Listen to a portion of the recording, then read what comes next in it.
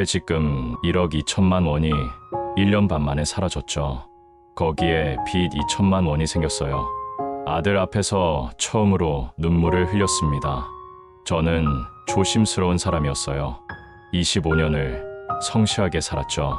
그래서 개인 화물차는 안 했어요. 위험하니까요. 대신 지입차를 선택했습니다. 회사 소속이니 안전하다고 믿었거든요. 착각이었어요. 지입차는 안전한 게 아니었습니다. 더 교묘한 착취였죠.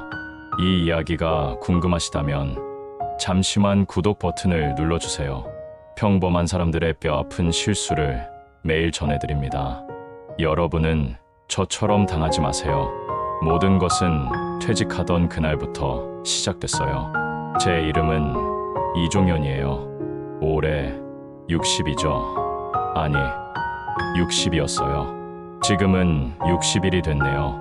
25년간 건설 현장에서 일했어요. 지게차를 몰았고 크레인도 다뤘죠. 매일 새벽 5시에 일어났습니다. 해가 뜨기 전에 현장에 도착했어요. 안전모를 쓰고 장갑을 꼈죠. 하루 10시간씩 일했습니다. 월급은 300만 원이었어요. 많은 돈은 아니었죠. 하지만 꾸준했어요. 25년 동안 한 번도 밀린 적이 없었습니다. 퇴직하던 날이 기억나요. 사무실에서 통장을 받았죠. 1억 2천만 원이 찍혀 있었어요. 평생 모은 돈은 아니었습니다. 그냥 25년의 대가였죠. 아내가 말했어요. 이제 좀 쉬어요. 허리도 안 좋잖아요. 저도 쉬고 싶었습니다. 하지만 불안했어요. 60은 아직 젊다고 생각했거든요. 일을 해야 한다고 믿었죠. 아들이 전화했습니다. 아빠, 그냥 쉬시면 안 돼요.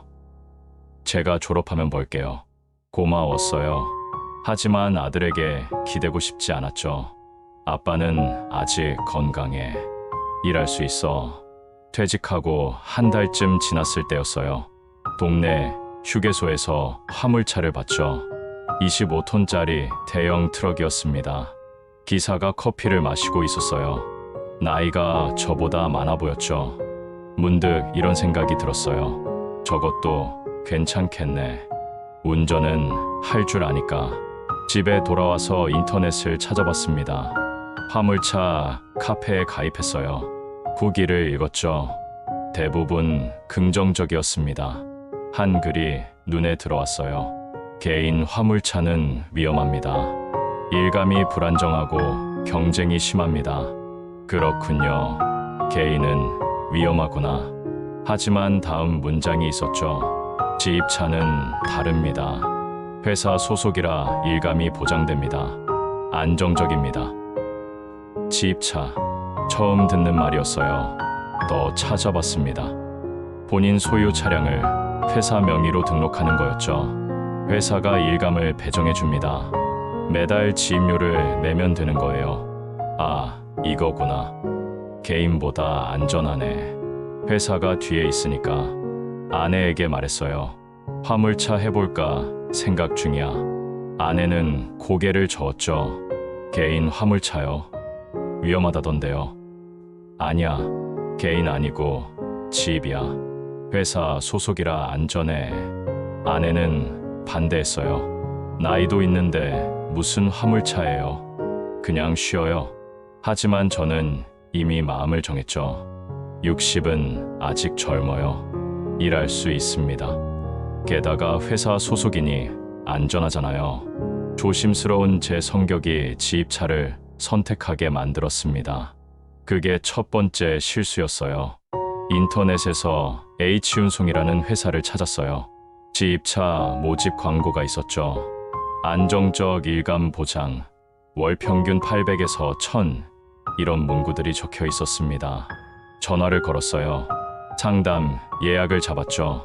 며칠 후 회사를 방문했습니다. 경기도 어느 산업단지 안에 있었어요. 그리 크지 않은 사무실이었죠. 트럭 사진들이 벽에 붙어 있었습니다. 이 과장이라는 사람이 나왔어요. 40대 중반쯤 돼 보였죠. 환하게 웃으며 악수를 청했습니다. 사장님, 어서 오세요. 앉으세요. 사장님이라는 호칭이 어색했어요. 저는 평생 기사였거든요. 누군가를 사장님이라고 불렀지 제가 사장님 소리를 들은 적은 없었죠. 이 과장이 서류를 꺼냈습니다. 설명을 시작했어요. 사장님, 개인 화물차는 힘드시죠? 일감 못 잡아서 다들 고생하십니다. 저희는 회사니까 일감이 보장돼요. 그렇군요. 역시 회사가 좋네요. 저희 집 기사님들 평균 월 800에서 1000 버세요. 많이 버시는 분은 1200도 가져가시죠. 귀가 솔깃했어요. 회사 다닐 때 300 받았는데 여기서는 800이라니. 차량은 어떻게 하나요? 사장님이 직접 구매하시면 됩니다. 저희가 좋은 중고차 소개해드릴게요. 25톤 카고 괜찮은 거 있어요. 며칠 후 차를 보러 갔죠. 인천 중고 트럭 단지였습니다. 엔진 상태 괜찮다고 했어요. 가격은 1억 1,800만 원이었죠. 비싸네요. 사장님, 25톤 카고가 원래 이 정도예요. 게다가 이건 상태 좋은 겁니다. 계산을 해봤어요. 퇴직금이 1억 2천만 원이죠. 차값 1억 1,800만 원을 내면 200만 원밖에 안 남습니다. 할부로 하시죠. 5년 할부로 하시면 월 280만 원이에요. 월 280만 원. 부담스럽지만 감당할 만하다고 생각했어요. H운송 사무실로 다시 갔습니다. 이 과장이 계약서를 꺼냈죠. 지입료는 월 280만 원입니다. 여기에 보험료 월 45만 원, 유류비는 한 달에 500만 원쯤 드실 거예요. 계산기를 두드렸습니다.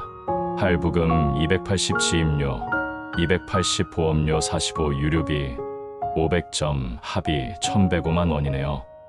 이거 고정비가 많이 나가네요. 사장님, 걱정 마세요. 한 달에 1,500은 버시니까 괜찮아요. 1,500 벌면 400 정도 남네요. 회사 다닐 때보다 많죠. 계약서를 읽기 시작했어요. 글씨가 작았습니다. 나이 든 눈에는 잘 안 보였죠.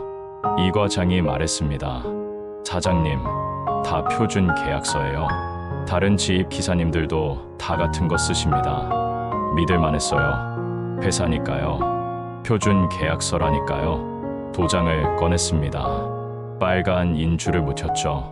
계약서에 도장을 찍었어요. 순간 손이 살짝 떨렸습니다. 왜 떨렸는지는 모르겠어요. 그냥 떨렸죠. 이 과장이 환하게 웃었습니다. 축하드립니다, 사장님. 열심히 하시면 잘 되실 거예요. 집으로 돌아왔어요. 아내에게 말했죠. 계약했어. 다음 주부터 시작해. 아내는 한숨을 쉬었습니다. 그냥 쉬면 안 되나요? 괜찮아. 회사 소속이잖아. 일감 보장된대. 아내는 더 이상 말하지 않았어요. 그냥 걱정스러운 눈으로 저를 바라봤죠. 그날 밤 잠이 잘 안 왔습니다. 퇴직금 1억 2천만 원 중 대부분을 쓴 거였어요. 하지만 잘 될 거라고 스스로를 다독였죠. 회사가 있으니까, 안전하니까. 계약서의 작은 글씨들은 읽지 못했어요. 운임의 35% 수수료, 차량 관리는 차주 책임 같은 문구들을요. 그게 두 번째 실수였습니다. 차를 인수했어요. 25톤 카고 트럭이었죠. 생각보다 컸습니다. 운전석에 앉으니 세상이 달리 보였어요. 첫 출근은 월요일 새벽이었죠. 4시에 일어났습니다. 커피 한 잔 마시고 집을 나섰어요. H운송 사무실에 도착했습니다. 다른 기사들도 와 있었죠. 대부분 나이가 비슷해 보였어요. 이 과장이 일감을 배정했습니다. 안양에서 평택까지 공산품 운송이었어요. 편도 60km쯤 됐죠. 출발했습니다. 큰 차라 조심스러웠어요. 하지만 25년 운전 경력이 있었죠. 금방 익숙해졌습니다. 첫 주가 지나갔어요. 매일 2~3번 운행했죠. 안양, 평택, 수원, 이런 구간들이었어요. 대부분 단거리였습니다. 둘째 주도 비슷했어요. 셋째 주도 마찬가지였죠. 한 달이 지났습니다. 정산할 시간이었어요. 사무실에 갔죠. 이 과장이 정산서를 건넸습니다. 사장님, 이번 달 매출 600만 원입니다. 600만 원. 생각보다 적었어요. 하지만 첫 달이니 그럴 수 있다고 생각했죠. 집에 돌아와서 계산기를 꺼냈습니다. 매출 600만 원. 여기서 고정비를 빼야 해요. 할부금 280만 원. 지입료 280만 원. 보험료 45만 원. 유류비가 500만 원쯤 나갔죠. 톨게이트 비용 30만 원. 식비 20만 원. 총 비용이 1155만 원이었습니다. 600에서 1155를 빼니까 마이너스 555만 원. 적자였어요. 손이 떨렸습니다. 계산을 다시 해봤죠. 같은 숫자였어요. 555만 원 적자. 한 달을 일했는데 오히려 500만 원이 빠져나간 거예요. 통장을 확인했습니다. 퇴직금으로 남겨둔 돈에서 555만 원이 빠졌죠. 가슴이 철렁했어요. 아내에게 말할 수 없었습니다. 걱정시키고 싶지 않았거든요. 다음 날 이 과장에게 전화했어요. 이 과장님, 이번 달 600밖에 못 벌었어요. 좀 적지 않나요? 이 과장의 목소리는 여유로웠습니다.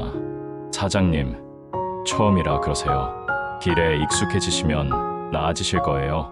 하지만 고정비가 1100만 원이 넘는데 600만 원으로는 사장님, 다음 달엔 나아지실 거예요.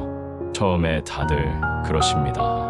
전화를 끊었어요. 위로가 되지 않았죠. 둘째 달이 시작됐습니다. 더 열심히 일했어요. 하루에 3번씩 운행했죠. 쉬는 시간도 줄였습니다. 한 달이 지났어요. 정산을 했죠. 매출 650만 원. 50만 원 늘었어요. 하지만 여전히 적자였죠. 500만 원이 또 빠져나갔습니다. 통장 잔고가 줄어들고 있었어요. 이달 만에 1000만 원이 사라졌죠. 셋째 달도 비슷했습니다. 620만 원. 고정비를 감당할 수 없었어요. 3달 만에 1500만 원이 빠졌죠. 밤에 잠을 못 잤습니다. 이대로는 1년도 못 간다는 계산이 나왔어요.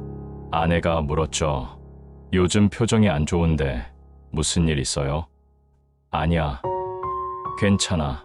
적응하는 중이야. 거짓말이었어요. 괜찮지 않았죠. 아들이 전화했습니다. 아빠, 요즘 얼굴이 안 좋으신데 괜찮으세요? 괜찮아. 일하느라 좀 피곤할 뿐이야. 너는 공부나 열심히 해. 전화를 끊고 혼자 앉아 있었어요. 회사가 일감을 보장한다고 했죠. 월 800에서 1000 번다고 했습니다. 하지만 현실은 달랐어요. 왜 600밖에 못 버는 걸까요?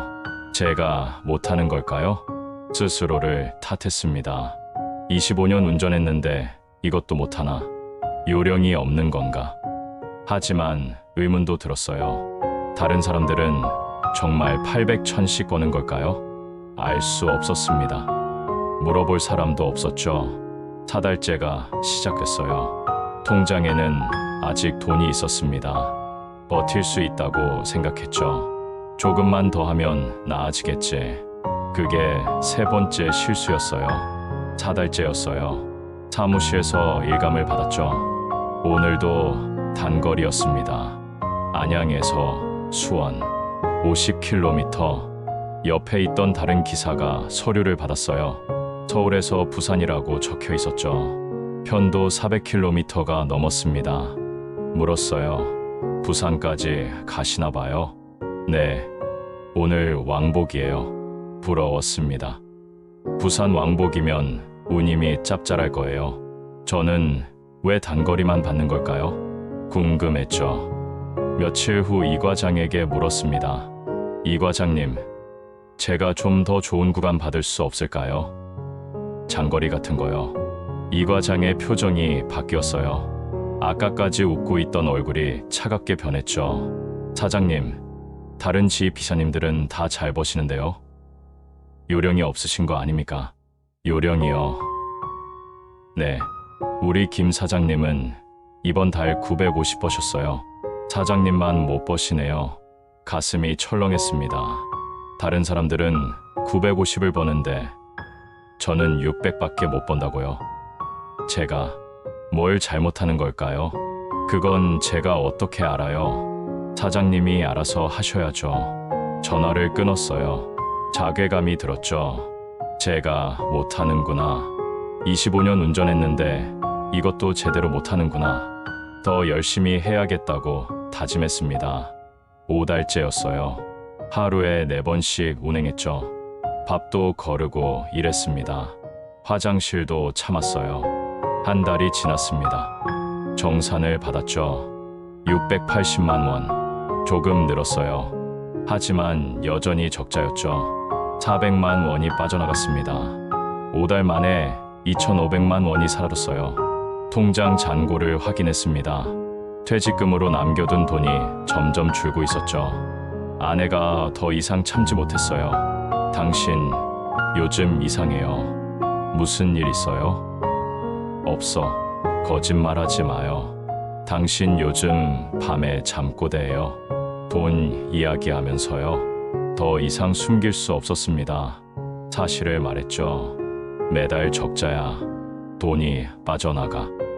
아내가 놀랐어요. 얼마나요? 5개월에 2,500. 아내의 얼굴이 하얗게 질렸습니다. 그만두세요. 지금이라도 차 팔고 그만둬요. 조금만 더 해볼게. 지금 그만두면 차값도 못 건지잖아. 하지만 이러다 다 날릴 수도 있잖아요. 안 그럴 거야. 조금만 더 버티면 요령이 생길 거야. 아내는 더 이상 말하지 않았어요. 그냥 한숨만 쉬었죠. 아들이 집에 왔습니다. 방학이었어요. 제 얼굴을 보더니 물었죠. 아빠 많이 힘드시죠? 아니야. 괜찮아. 아빠, 제가 휴학하고 일 도와드릴까요? 절대 안 돼. 너는 공부나 해. 아빠가 알아서 한다. 아들은 더 이상 묻지 않았어요. 하지만 눈빛이 슬펐죠. 6달째였습니다. 이 과장에게 다시 전화했어요. 이 과장님, 좀 더 좋은 일감 없을까요? 저는 장거리도 할 수 있어요. 이 과장의 목소리가 짜증 섞여 나왔습니다. 사장님, 지금 주는 일도 제대로 못 하시면서 무슨 장거리예요? 다른 기사님들 대기 중이에요. 싫으시면 그만두시죠. 그만두라고요? 네, 억지로 붙잡지 않습니다. 전화가 끊겼어요. 그제서야 깨달았습니다. 제가 못하는 게 아니구나. 이상한 거구나. 왜 저한테만 단거리만 주는 걸까요? 왜 다른 사람들은 잘 버는데 저만 못 버는 걸까요?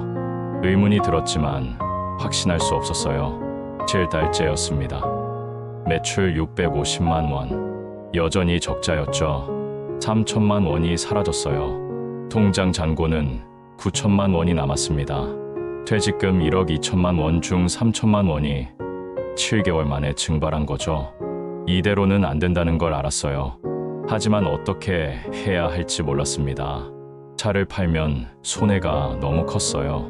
계속하면 돈이 계속 빠져나갔죠. 진퇴양난이었습니다. 그때는 몰랐어요. 이게 시스템이라는 것을, 저만 당하는 게 아니라는 것을. 그게 4번째 실수였습니다. 의심하지 않은 것. 8달째였어요. 10월 중순이었죠. 날씨가 쌀쌀해졌습니다. 그날은 경북까지 가는 일이었어요. 드물게 장거리였죠. 왕복 300km가 넘었습니다. 새벽 5시에 출발했어요. 고속도로로 올라탔죠. 차가 많지 않았습니다. 경북에 도착했어요. 하역을 마쳤죠. 오후 2시쯤이었습니다. 돌아가는 길이었어요. 산길이었죠. 내리막이 계속됐습니다. 브레이크를 밟았어요. 평소보다 무겁게 느껴졌죠. 이상했습니다. 더 세게 밟았어요. 속도가 잘 줄지 않았죠. 가슴이 철렁했습니다. 브레이크가 제대로 작동하지 않았어요. 앞에 차가 보였습니다. 승용차였어요. 천천히 가고 있었죠. 피해야 했습니다. 핸들을 틀었어요. 하지만 25톤 트럭은 빨리 꺾이지 않았죠. 쾅! 부딪혔습니다. 앞차 뒤쪽을 들이받았어요. 차들이 멈춰 섰습니다. 앞차에서 사람이 내렸죠. 다행히 다친 것 같지는 않았어요. 정말 죄송합니다. 브레이크가. 상대방도 놀란 표정이었지만 다행히 침착했어요. 경찰을 불렀죠. 사고 처리를 했습니다. 제 과실이었어요. 브레이크를 미리 확인했어야 했죠. 차를 견인했습니다. 정비소로 갔어요. 정비사가 차를 보더니 말했죠. 브레이크 라인에 문제 있었네요. 정기 점검 제대로 안 하셨어요. 저는 회사에서 점검한다고 들었는데요. 지입차는 차주가 관리하는 거 아닌가요? 아, 그런가요? 수리 견적이 나왔어요. 제 차량 수리비 1,800만 원, 상대방 차량 수리비 500만 원, 합쳐서 2,300만 원이었죠. 머리가 하얘졌습니다. 보험사에 전화했어요. 상대방 차는 보험 처리 가능하다고 했죠. 하지만 제 차는 자차 보험에 가입하지 않았습니다.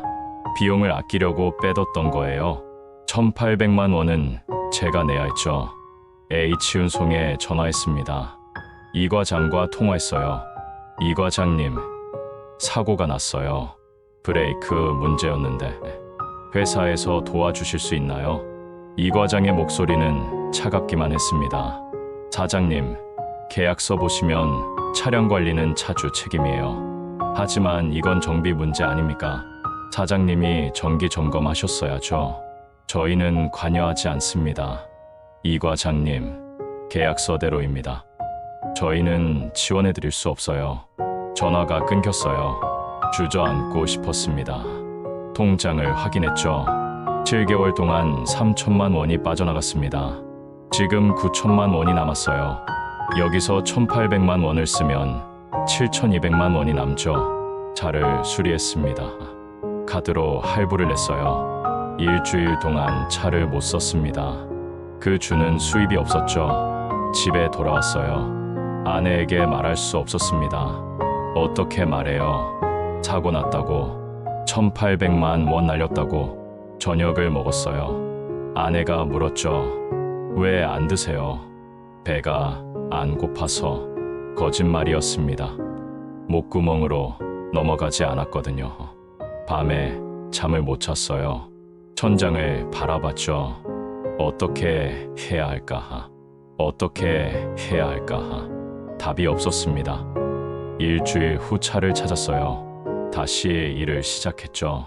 하지만 달라진 게 있었습니다. 이 과장이 저를 대하는 태도였어요. 사장님, 사고 또 나면 저희도 곤란합니다. 조심히 다니세요. 예, 죄송합니다. 사과하는 제 자신이 초라했어요. 9달째 정산이 나왔습니다. 600만 원. 사고로 일주일을 못 일한 게 컸죠. 적자는 계속됐습니다. 통장 잔고는 6,500만 원이 됐어요. 퇴직금 1억 2천만 원 중 5,500만 원이 9개월 만에 사라졌습니다. 절반이 날아간 거죠. 아내가 울었어요. 당신 이제 그만해요. 이러다 우리 다 망해요. 저도 알고 있었습니다. 이대로는 안 된다는 걸. 하지만 어떻게 해야 할지 몰랐어요. 그게 5번째 실수였습니다. 빨리 결정하지 못한 거. 10달째였어요. 11월이었죠. 그날은 휴게소에 들렀습니다. 커피를 사러 갔어요. 밖에 나와서 마시고 있었죠. 옆 벤치에 누가 앉았습니다. 나이가 비슷해 보였어요. 화물차 기사로 보였죠. 인사를 했어요. 안녕하세요. 상대방도 인사했습니다. 안녕하세요. 담배를 피우고 있었어요. 물었죠. 혹시 지입 기사세요? 네. 어떻게 아셨어요? 저도 지입이라서요. 아, 그러세요. 어느 회사세요? H운송이에요. 상대방의 표정이 변했습니다. H윤송이요. 네, 아시나요? 저도 H윤송 다녔어요. 작년까지. 아, 그러셨구나. 지금은요, 관뒀어요. 왜요? 일이 안 되셨어요. 상대방이 한숨을 쉬었습니다. 망했죠. 1년 반 하다가 차 팔고 나왔어요.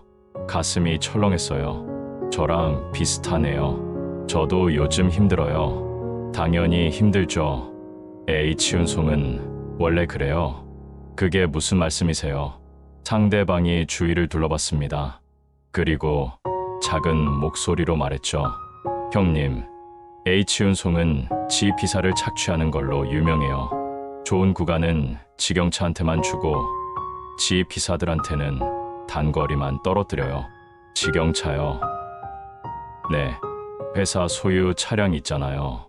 회사 직원들이 운전하는 거, 그 차들한테 좋은 일감 다 몰아주고 우리 같은 지 비사들한테는 쓰레기만 줘요. 그럼 제가 단거리만 받은 게 당연하죠. 원래 그래요. 다른 지 비사들도 다 그래요. 그럼 왜 이 과장은 다른 지 비사들은 잘 번다고? 거짓말이에요. 가스라이팅이죠. 형님 탓으로 돌리는 거예요. 실제로는 다들 못 벌어요. 머리를 망치로 맞은 것 같았습니다. 저만 못하는 게 아니었구나. 시스템이었구나. 지입료도 비싸죠. 280 정도 내시죠. 네, 맞아요. 그거 너무 비싼 거예요. 보통 200 정도가 적당한데 H윤송은 비싸게 받아요. 게다가 운임의 35%를 수수료로 가져가요. 35%요. 네, 계약서에 작게 써 있어요. 못 보셨죠? 못 봤어요. 다들 못 봐요. 글씨가 너무 작으니까 읽어도 이해 못 하고요. 상대방이 계속 말했습니다. 사고 나면 차량 수리비 전부 차주 부담이에요. 회사는 책임 안 져요. 저도 사고 나서 2천만 원 날렸어요. 저도 1,800 날렸어요. 그럼 진짜 위험하시네요. 빨리 손절하셔야 해요. 하지만 지금 그만두면 차 값도 못 건지는데. 상대방이 고개를 저었습니다. 형님, 더 하시면 더 손해예요. 저는 1년 반 버티다가 퇴직금 전부 날렸어요. 거기에 빚까지 졌어요. 얼마나요? 3천만 원. 차 팔아도 할부금이 남아서요. 숨이 막혔습니다. 저도 그렇게 되는 건가요? 안 그러시려면 지금 그만두셔야 해요. 더 버티면 더 잃어요. 하지만 형님, H윤송은 지입 기사로 돈 벌어요. 지입료랑 수수료로 배불려요. 우리는 번호판이에요. 그냥 간판이에요. 번호판. 네, 회사 입장에선 지입 기사가 많을수록 좋아요. 차 1대당 매달 300씩 들어오니까요. 우리가 손해보든 말든 상관없어요. 그제서야 모든 게 이해됐습니다. 왜 계약할 때 그렇게 친절했는지, 왜 일이 안 되는데도 그만두라고 안 했는지, 왜 사고 났을 때 차갑게 대했는지. 저는 사장이 아니었어요. 그냥 호구였죠. 상대방이 일어났습니다. 저는 가봐야 해요. 형님, 빨리 결정하세요. 시간이 없어요. 감사합니다. 상대방이 떠났어요. 저는 벤치에 앉아 있었죠. 커피는 식었습니다. 스마트폰을 꺼냈어요. 검색했죠. 지입차 착취, 지입제 문제점. 수많은 기사가 나왔습니다. 나무위키에도 나왔어요. 번호판 장사, 구조적 착취. 제가 당한 게 저만의 문제가 아니었습니다. 수많은 사람들이 당했어요. 회사 소속이라 안전하다는 말, 거짓이었죠. 지입차는 개인보다 더 위험했습니다. 모든 위험은 제가 지고 이익은 회사가 가져가는 시스템이었어요. 집으로 돌아갔습니다. 결정을 내려야 했죠. 그만둬야 했습니다. 그게 마지막 기회였어요. 집에 도착했어요. 저녁 7시쯤이었죠. 아내가 저녁을 차려놓고 있었습니다. 아들도 와 있었어요. 방학이었죠. 밥 먹어요. 식탁에 앉았습니다. 주저를 들었어요. 입맛이 없었죠. 아내가 물었습니다. 왜 안 드세요? 말 좀 해야겠어. 무슨 말이요? 수저를 내려놓았어요. 숨을 깊이 들이쉬었죠. 차 팔아야 할 것 같아. 아내의 손이 멈췄습니다. 지금요? 응, 더 하면 안 될 것 같아. 왜요? 무슨 일 있어요? 진실을 말할 시간이었어요. 더 이상 숨길 수 없었죠. 사실은 지금까지 계속 손해봤어. 아내가 놀랐습니다. 얼마나요? 10달 동안 퇴직금에서 5,500 빠져나갔어. 아내의 얼굴이 하얗게 질렸어요. 5,500만 원이요. 응, 매달 적자였어. 고정비를 못 감당했어. 그럼 지금 남은 돈이 얼마예요? 6,500. 아내가 주저앉았습니다. 1억 2천 중에 절반이 날아간 거였죠. 아들이 물었어요. 아빠, 왜 진작 말씀 안 하셨어요? 걱정시키기 싫었어. 그리고 나아질 줄 알았어. 아내가 울기 시작했습니다. 그러게 왜 했냐고요? 말렸잖아요. 그냥 쉬라고 했잖아요. 미안해. 미안하다고 해결돼요. 퇴직금이 뭔데요? 우리 노후 자금인데, 평생 모은 돈인데. 알아. 내가 잘못했어. 아들이 말했어요. 엄마, 울지 마세요. 아빠도 힘드셨어요. 너는 가만히 있어. 내가 뭘 알아. 아내는 계속 울었습니다. 저는 고개를 숙였죠. 한참이 지나서 아내가 물었어요. 그래서 어떻게 할 거예요? 차를 팔려고. 지금이라도 얼마에 팔 수 있어요? 중고로 팔면 5,800 정도. 아내가 계산했습니다. 차 살 때 1억 1,800이었죠. 응, 할부로 샀으니까. 지금 남은 할부금이 얼마예요? 7,800. 그럼 차 팔아서 5,800 받으면 2,000이 모자라네요. 맞아. 그럼 6,500에서 2,000을 내야 하니까 4,500이 남네요. 아내가 다시 울었어요. 1억 2천이 4,500이 됐어요. 1년 반 만에. 정말 미안해. 아들이 말했습니다. 저 휴학할게요. 일해서 도울게요. 절대 안 돼. 너는 공부 계속해야 해. 하지만 아빠, 공부해. 그게 내가 할 일이야. 아들이 고개를 숙였어요. 아내가 물었습니다. 회사는 뭐라고 해요? 도와주지 않아요. 회사는 관심 없어. 계약서대로래. 다 내 책임이래. 아내가 분노했어요. 그럼 회사는 뭐 해준 게 있어요? 일만 주고 돈만 가져간 거 아니에요? 맞아. 그게 지입제야. 오늘 다른 기사한테 들었어. 원래 그런 시스템이래. 아내가 한탄했습니다. 지입차가 안전하다고 했잖아요. 회사 소속이라고 했잖아요. 나도 그렇게 알았어. 착각이었어. 왜 진작 알아보지 않았어요? 몰랐어. 정말 몰랐어. 침묵이 흘렀습니다. 아내가 말했어요. 내일 당장 차 팔아요. 더 늦으면 더 잃어요. 알았어. 그날 밤잠을 못 잤습니다. 옆에서 아내가 흐느끼는 소리가 들렸어요. 아들 방에서도 소리가 났습니다. 울고 있는 것 같았죠. 저는 천장을 바라봤습니다. 60에 다시 시작해야 해요. 4,500만 원으로. 빚은 없지만 노후 자금도 없죠. 아들 학비는 어떻게 돼요?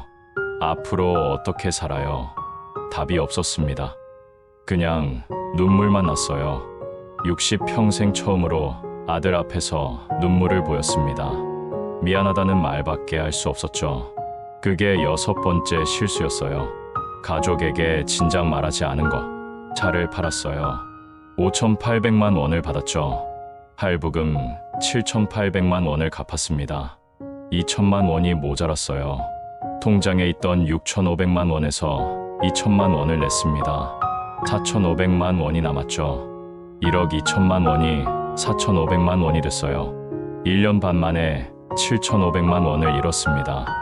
H운송에 마지막으로 갔어요. 계약 해지 서류를 냈죠. 이 과장이 서류를 받았습니다. 표정 하나 변하지 않았어요. 수고하셨습니다. 그게 끝이었어요. 고생했다는 말도 없었죠. 미안하다는 말도 없었습니다. 나가면서 배차 게시판을 봤어요. 직영차들은 서울, 부산, 서울, 광주 같은 장거리가 적혀 있었죠. 지입 기사들은 안양, 평택, 수원, 화성 같은 단거리였습니다. 처음부터 차별이었어요. 시스템이었죠. 저는 그냥 번호판이었습니다. 집으로 돌아왔어요. 이제 일을 찾아야 했죠. 61살에 다시 구직자가 됐습니다. 구인 사이트를 뒤졌어요. 경력을 살릴 수 있는 곳을 찾았죠. 물류센터에서 지게차 기사를 뽑는다는 공고를 봤습니다. 지원했어요. 면접을 봤죠. 붙었습니다. 월급은 240만 원이었어요. 회사 다닐 때보다 적었죠. 하지만 고정적이었습니다. 적자가 나지 않았어요. 일을 시작했습니다. 물류센터는 컸어요. 매일 트럭들이 들어왔죠. 25톤, 15톤, 11톤짜리들이었습니다. 저는 지게차를 몰았어요. 화물을 옮겼죠. 가끔 큰 트럭들을 바라봤습니다. 저도 저걸 몰았었는데 이제는 지게차만 몰게 됐네. 쓸쓸했어요. 아들은 학교를 계속 다녔습니다. 다행이었죠. 하지만 방학 때마다 아르바이트를 했어요. 편의점에서 밤새 일했습니다. 말렸어요. 공부나 해. 아빠가 벌게. 아들이 말했습니다. 아빠, 저도 어른이에요. 제가 할 수 있는 거 할게요. 고마웠어요. 하지만 미안했죠. 아내는 파트타임 일을 시작했습니다. 마트 캐셔였어요. 월 120만 원을 벌었죠. 말렸습니다. 당신은 쉬어. 아내가 말했어요. 이제 둘이 벌어야죠. 나이 들어서 다시 일하게 될 줄 몰랐네요. 정말 미안했습니다. 지금 우리 가정의 월 수입은 360만 원이에요. 저 240, 아내 120이죠. 그럭저럭 살 수 있습니다. 하지만 노후 준비는 없어요. 4,500만 원은 급할 때를 위해 아껴두고 있죠. 아들 결혼 자금은 없을 거예요. 미안합니다. 가끔 인터넷을 봅니다. 지입차 광고가 여전히 많아요. 안정적, 일감 보장, 월 800에서 1000 수입, 회사 소속이라 안전, 똑같은 문구들이죠. 댓글을 봅니다. 지입 생각 중인데 괜찮나요? 이런 질문들이 많아요. 답글을 달고 싶습니다. 하지만 달지 않아요. 누가 믿겠어요? 그래서 이렇게 말합니다. 지입차는 안전하지 않아요. 회사 소속이라는 건 착각입니다. 실제로는 개인 사업자예요. 모든 위험과 책임은 여러분이 지죠. 고정비는 월 1,100만 원이 넘습니다.